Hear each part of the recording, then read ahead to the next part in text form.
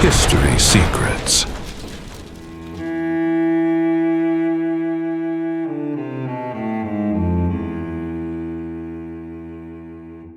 Perhaps you are wondering who the Essenes were, and why, throughout history, they came to be associated with the preservation of ancient texts and with a possible secret community. For centuries, almost nothing was known about this group. They do not appear directly in the Gospels. They did not leave widely disseminated explicit records, and they remained wrapped in historical silence. But this began to change decisively in the 20th century, with a discovery that completely transformed the understanding of ancient Judaism and of the very context in which Christianity emerged. To understand this, we need to return to the region of the Judean desert, near the Dead Sea, an arid, isolated, and seemingly inhospitable environment. It was in this setting that, in 1947, the so-called Dead Sea Scrolls were found, a collection of ancient texts preserved for nearly 2,000 years. This discovery raised an immediate question: who produced and preserved these manuscripts? The most widely accepted answer points to the Essenes, a Jewish group that is believed to have lived in communities separated from the dominant society, following strict rules of conduct, purity, and spiritual discipline. But there's a lesser-known detail. Long before this discovery, ancient historians had already mentioned this group. Flavius Josephus, for example, describes the Essenes as a community devoted to communal life, simplicity, and strict observance of the law. Pliny the Elder also refers to a group that lived in isolation near the Dead Sea. These descriptions indicate that the Essenes were not merely a marginal group. They were part of a broader diversity within Second Temple Judaism, alongside the Pharisees and the Sadducees.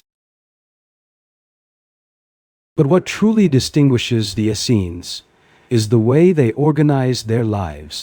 They lived in structured communities. They shared possessions. They followed strict rules. And they maintained constant spiritual discipline.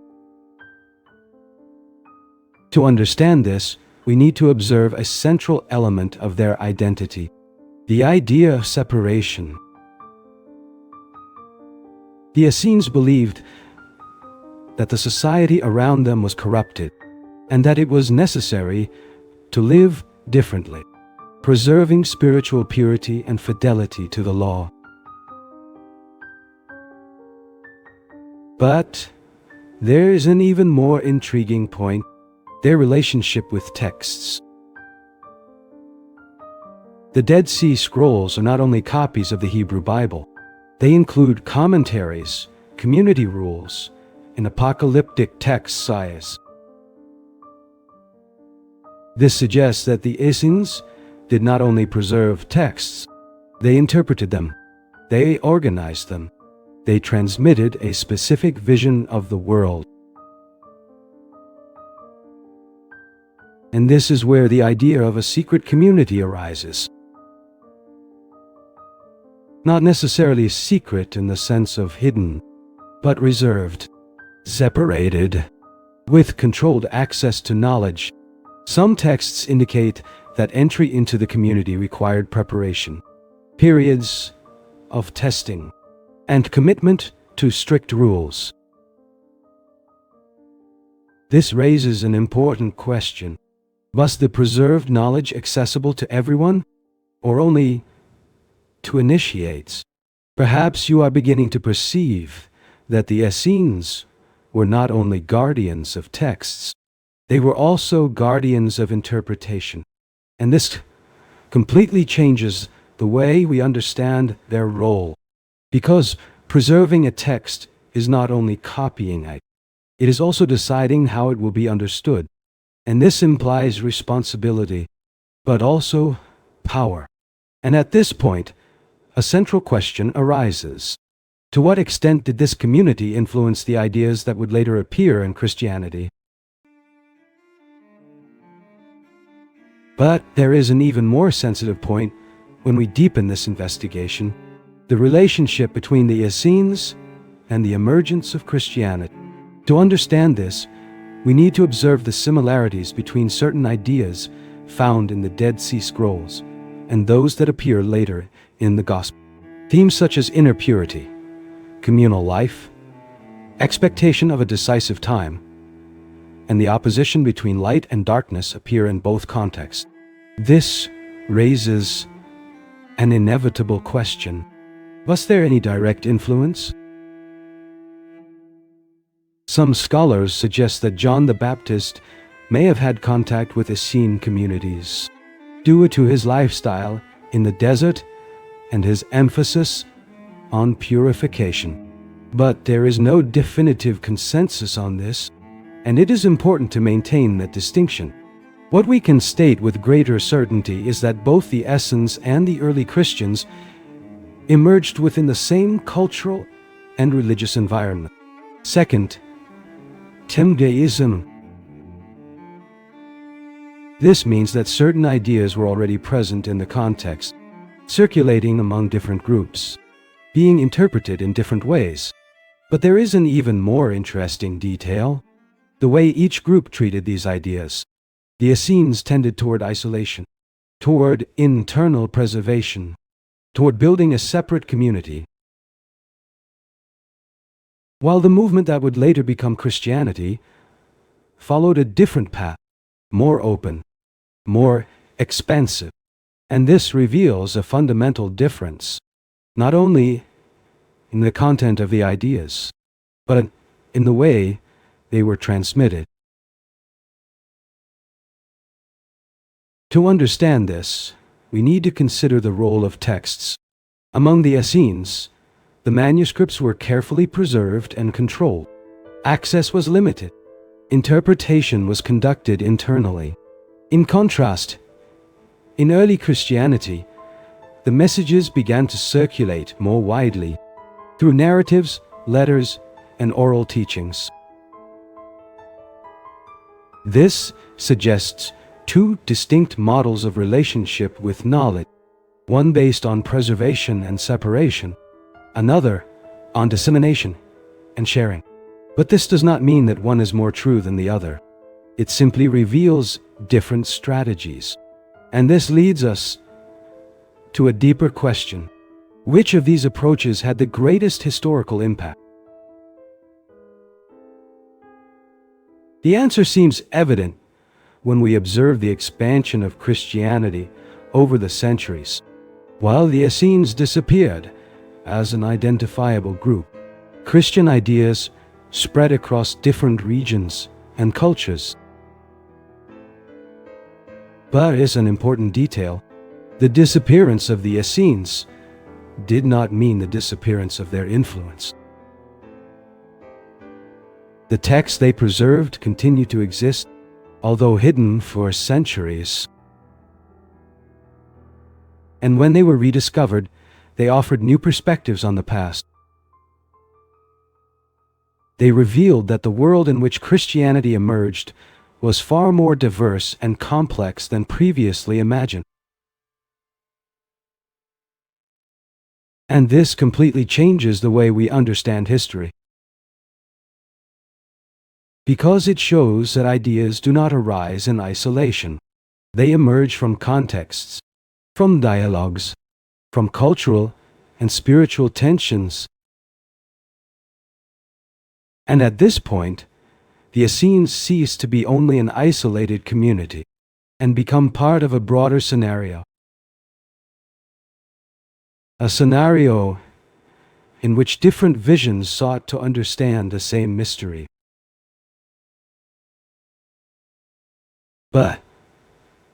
there is still a final dimension that completely transforms the way we understand the essence, the intention behind preservation. To understand this, we need to go beyond the idea that they were only safeguarding ancient texts. The central question is not only what was preserved, but why. The Dead Sea Scrolls were not found in open libraries. They were hidden in caves, carefully stored, protected from time and possibly from conflict. This suggests a deliberate action, a conscious decision to preserve something considered essential. But what exactly was so important that it had to be hidden? Some texts indicate that the community expected moments of crisis, persecutions, profound historical changes. In that context, hiding the manuscripts was not only a physical protection, it was a way of ensuring continuity. As if those writings were destined for a future time, a time in which they could be understood again. And this raises an intriguing question. Were the Essenes only preserving the past, or anticipating the future? Perhaps you are beginning to perceive that the idea of a secret community needs to be understood with greater precision. They were not secret in the sense of hiding truth for power, but reserved by conviction. They believed that knowledge required preparation, discipline, inner transformation. And this completely changes the interpretation of what it means to preserve texts. It is not only storing information, it is protecting an understanding. But there is an even deeper point. The very act of writing, by copying, interpreting, and organizing these manuscripts, the Essenes were shaping a world view, defining how reality should be understood. And this implies something important.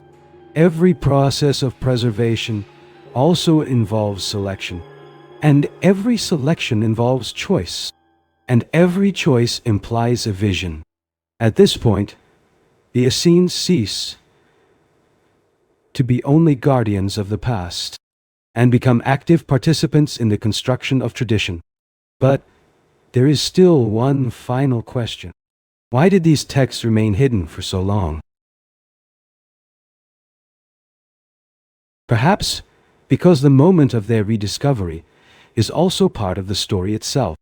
When the Dead Sea Scrolls came to light, they did not only reveal an ancient group, they expanded the understanding of an entire historical period. They showed that the religious world of that time was diverse, dynamic, and deeply interpretive. And this leads us to the final reflection. The Essenes were not only an isolated community in the desert. They were part of a broader movement seeking meaning, order, and truth. And by preserving their texts, they ultimately preserved a window through which we can understand the complexity of the human spiritual experience. Throughout history, many events have been recorded, but others have disappeared over time. Lost manuscripts, forgotten accounts, evidence that never reached us. But this raises an inevitable question. How many truths of history do we really know? Because some secrets of history are still waiting to be revealed.